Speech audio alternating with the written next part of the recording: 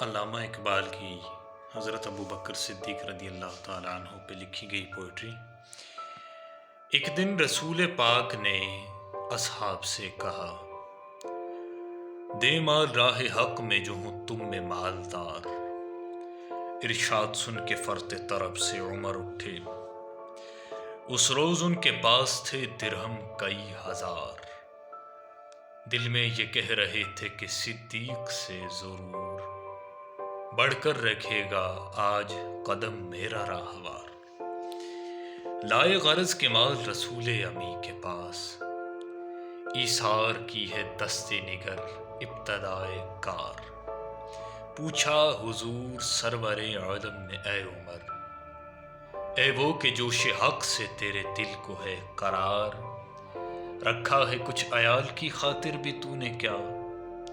مسلم ہے اپنے خویش و اقارب کا حق گزار۔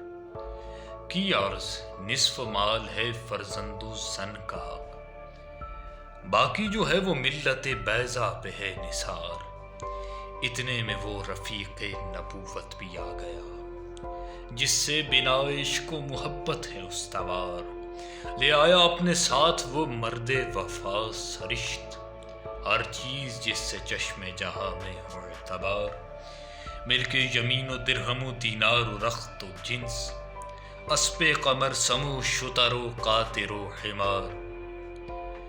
بولے حضور چاہیے فکر عیال بھی، کہنے لگا وہ عشق و محبت کا رازدار۔ اے تجھ سے دید آئے محو انجم فروغ گیر، اے تیری ذات باعث تقویم روزگار۔ پروانے کو چراغ ہے بلبل کو پھول بس، صدیق کے لیے ہے خدا کا رسول